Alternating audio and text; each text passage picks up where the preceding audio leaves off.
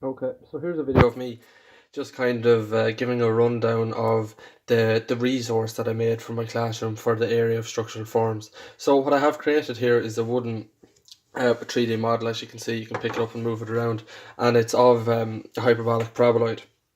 And so why I did this for the classroom is to really to act as a visual aid, and so that the students can understand it more and actually interact with the structure and see different things and use it as examples for questions. Just say, for example, if I gave a hyperbolic paraboloid question, they can look at this for an example and say, all right, maybe if that's what this one looks like in plan or elevation, maybe that's what this question comes from, kind of things like that. So it's to act as a reference point and to act as kind of to help with understanding the components of the hyperbolic paraboloid.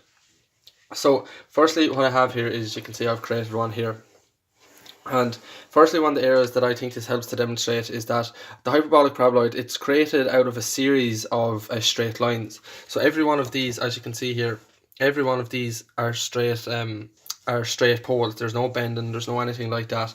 And that was, I feel, an area that the students could find difficult to understand, because when they look at the pictures, sometimes they look like they're curved, or when they're going away, they can look like kind of with perspective, they can look like they're bending, or they can look like they're smaller or further apart here than they are kind of down there at the back. But no, with this, it actually helps because the students can see that like all of these divisions are of equal measurements, and that they go straight across, and that there's no bending in them.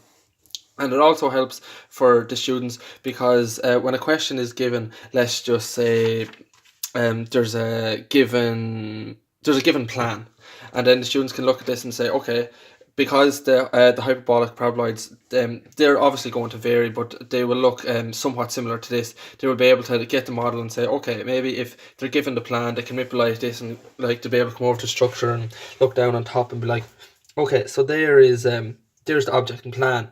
So then, what might the front elevation look like if that's what this looks like on the structure made?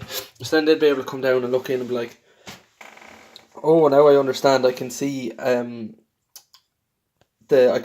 front elevation of this structure. So that's what the front elevation of the question might look like. So it acts as a resource for them to manipulate and look around and understand, and to actually look at to see how it's formed. Because like I was saying, I find this I think the students can find it difficult sometimes to actually visualize that all of these are straight lines, and when it's in real life, they can actually look at it and see that, oh, okay, here would be kind of the center point, which would often look like on the front elevation where the point is twisting. So as you can see here, sometimes that's what it'd look like in front elevation, and that's what it would look like in plan. But then when you can actually move it around, you can see then, oh, that's where these different points come from, and that's what it looks like.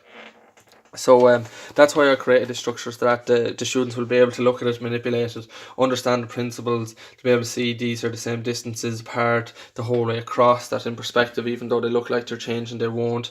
And it acts as a way, I think, to help with, because the hyperbolic paraboloid is often shown as, on the diagrams, that it's the curved kind of the tunnel structure, and students can find it difficult sometimes to actually realize where that tunnel structure comes from on this hyperbolic paraboloid.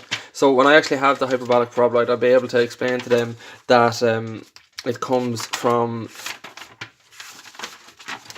that, like it'll actually be I'll be able to look at them, I'll be able to show the students like this, and then they'll be able to actually see where the curve is coming across. As you can see here, the section will be, you can see there the curve as it goes back. So that would be the curve on the actual hyperbolic paraboloid.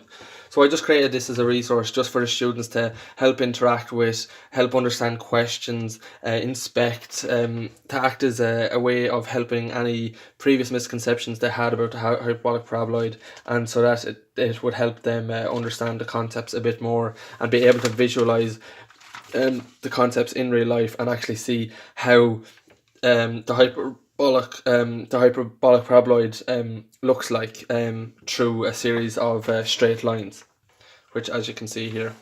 And then you can do that, like I was saying, is you can do it from looking in at different views, from front elevations, end elevations, plan, etc. So I think that would just be a handy resource for the classroom to have to help the students understanding.